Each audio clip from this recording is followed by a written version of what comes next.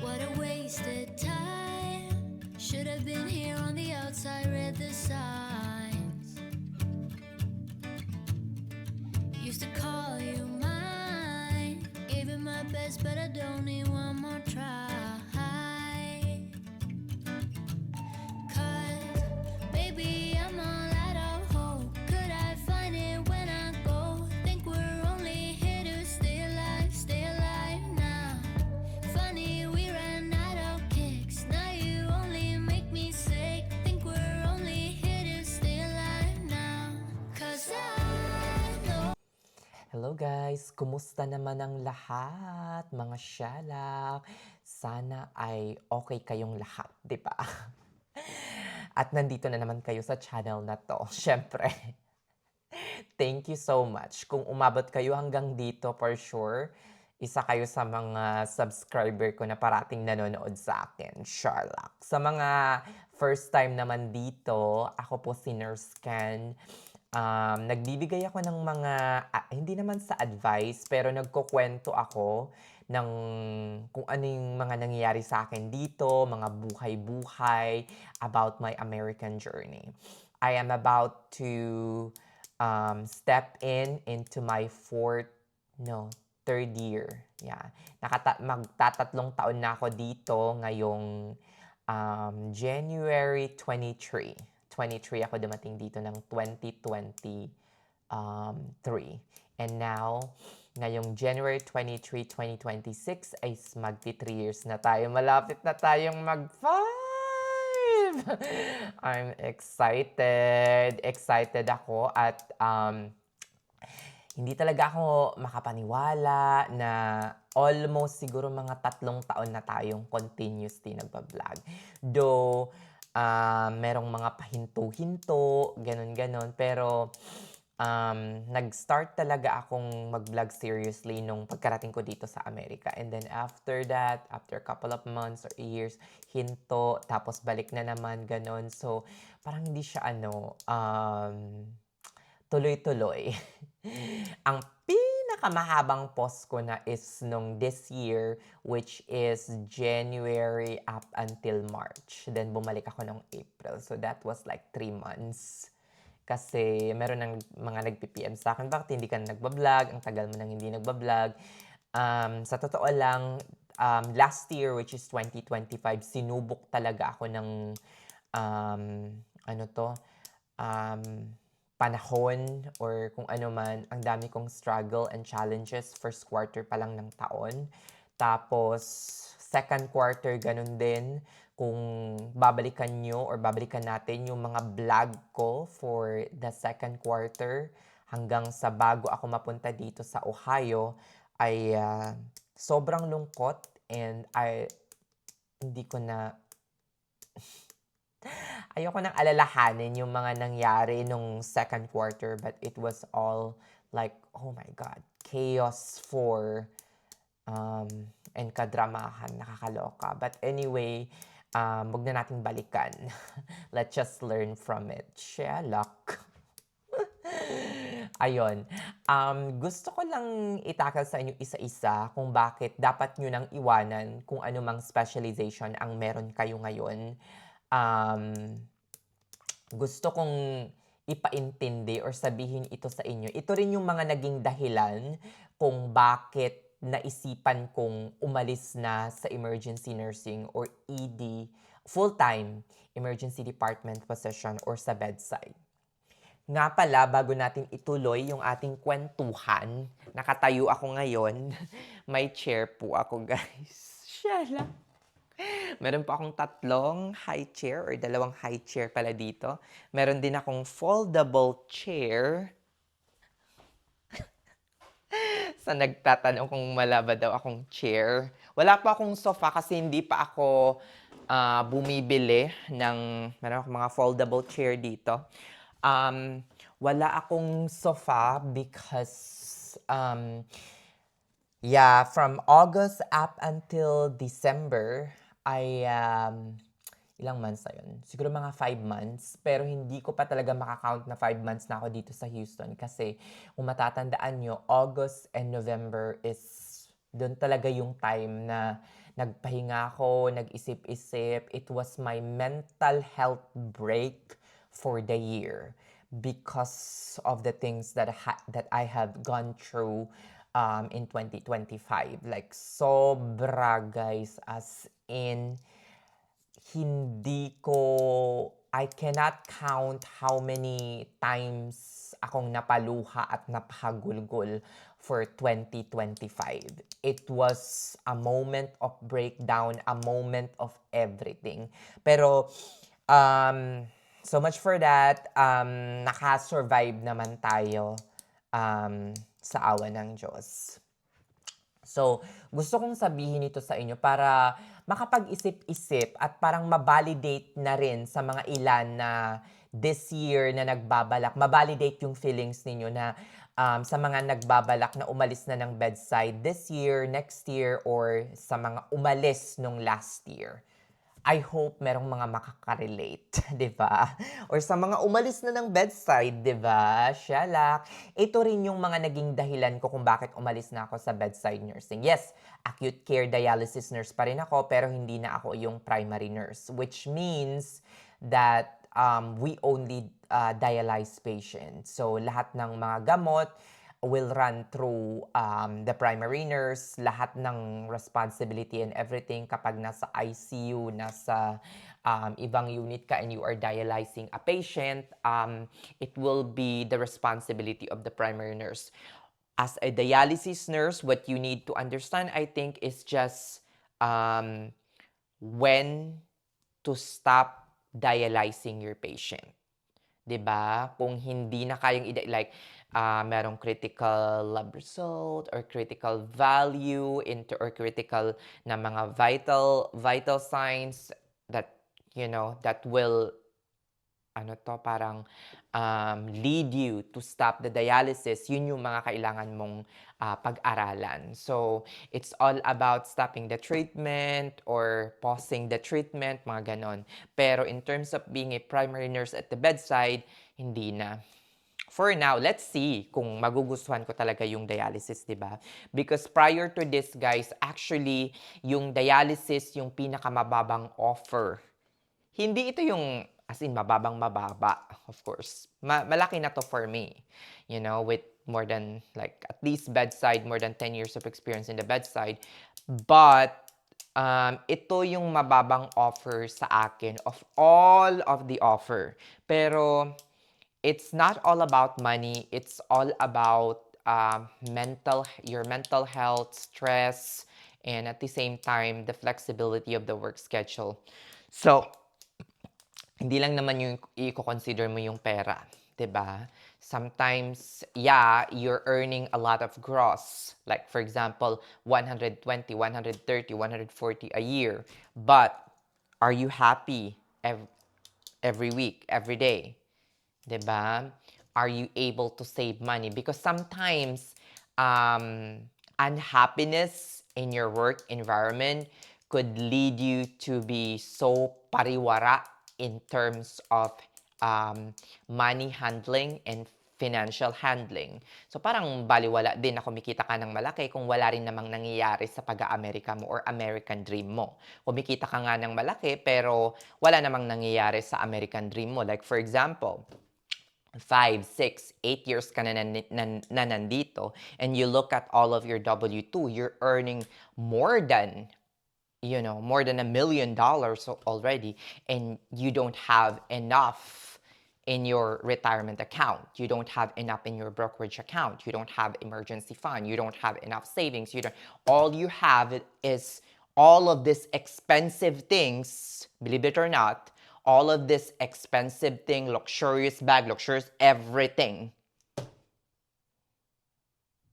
Things, again and again, palagi itong sinasabi sa inyo, things will never define who you are. You define the things around you. It will never define who you are.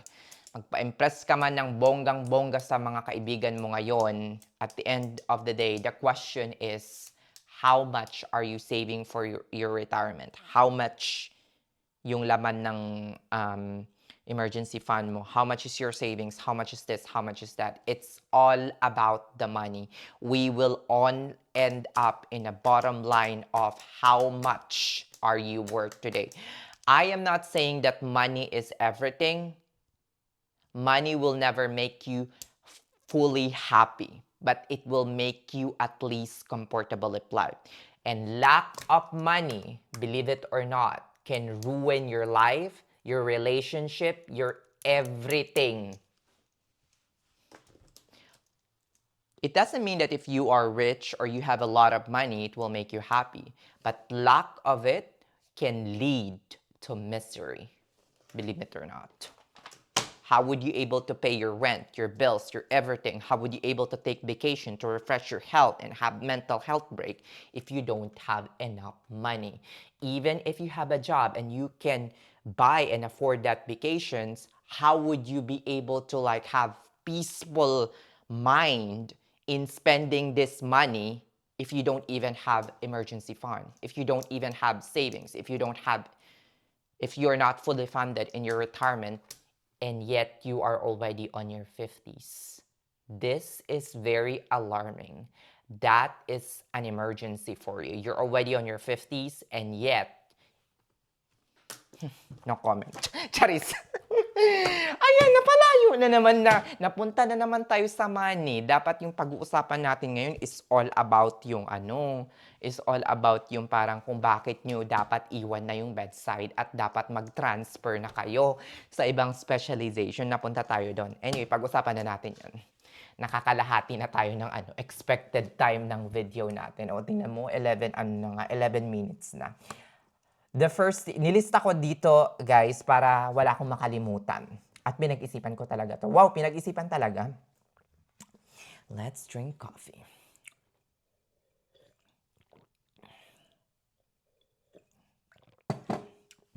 Una, pre-shift anxiety. Okay lang, guys, na magkaroon kayo ng pre-shift anxiety for the first month, second month, and third month. Hanggang siguro mga 4th month, mga ganyan. Even if you have been in that area for a very long time. For example, even if you're not a new grad, if you transfer to, wow, English!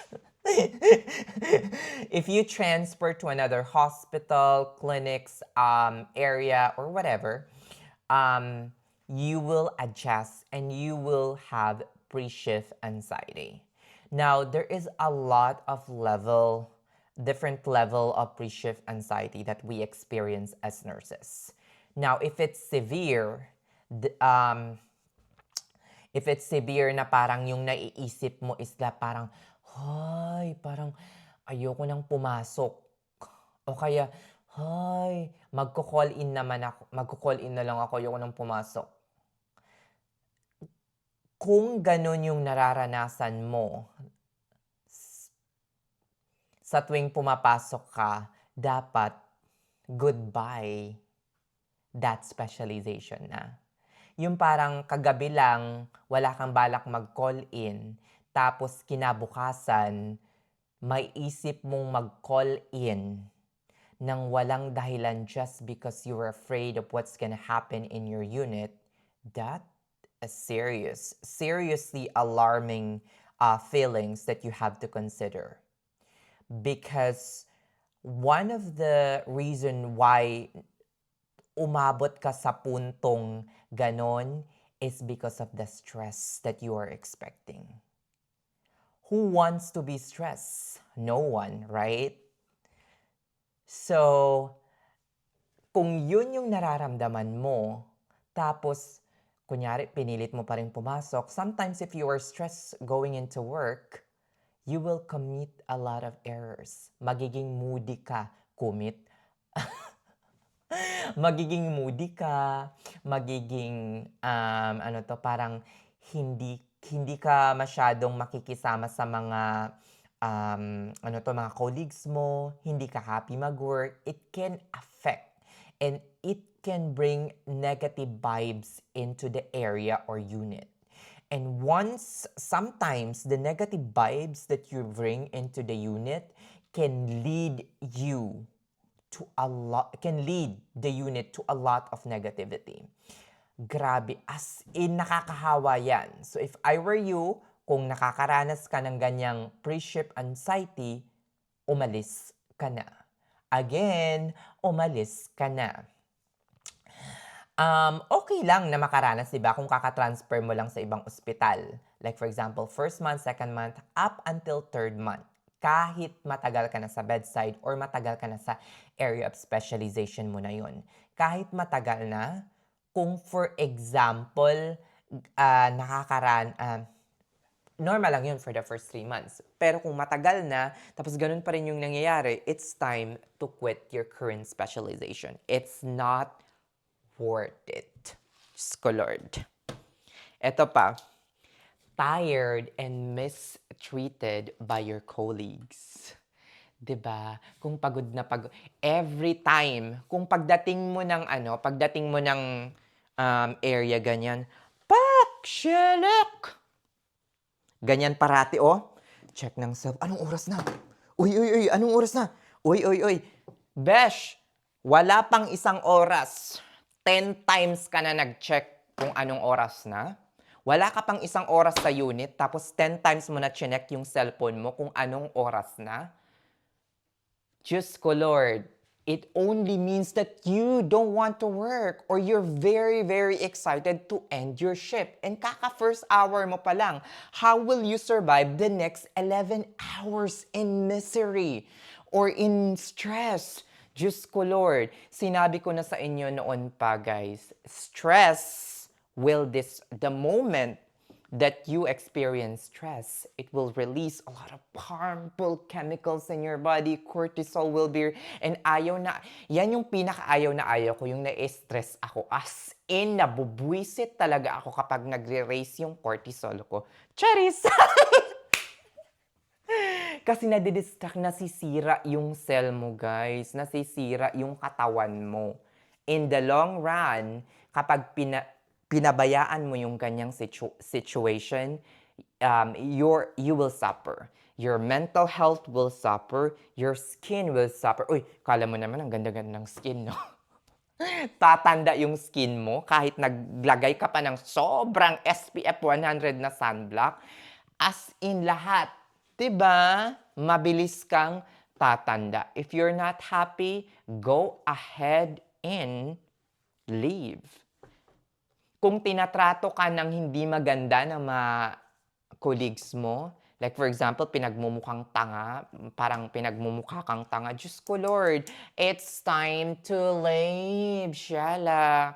Yung parang nakasampung taon ka na, 10 years ka na, dyan sa area mo, tapos yung biglang may dumating, 1 year pa lang, tapos ang bilis ng progress ng isang kasama mo na yon, na tumatanggap na ng student, nagpe-precept na, nagcha-charge na, ikaw ganun pa rin. Because you're being mistreated or ayaw sa'yo ng mga kasama mo, it's time to leave. Iwanan na yan, umalis na. Constant stress, yun nga, nabanggit ko nga sa inyo, yung constant, yung araw-araw na lang stress ka, yung araw-araw na lang na binigay ng Diyos na papasok ka sa ospital na yon, ang reason lang kung bakit ka pumapasok is your paycheck. Girl, or boy, sir, ma'am, if kung ang reason lang kung bakit ka pumapasok is your paycheck, there is a lot of work here in the United States of America for nurses that can give you a paycheck that will eventually match what you are earning right now. Right now, mga shalak. So please, wag magtiis kung hindi na happy. Diba? Live! Shalak! Okay. Pang-apat, if you're not at your best in your specialization, in all aspect of your specialization, this is one of the things that I consider leaving the emergency department.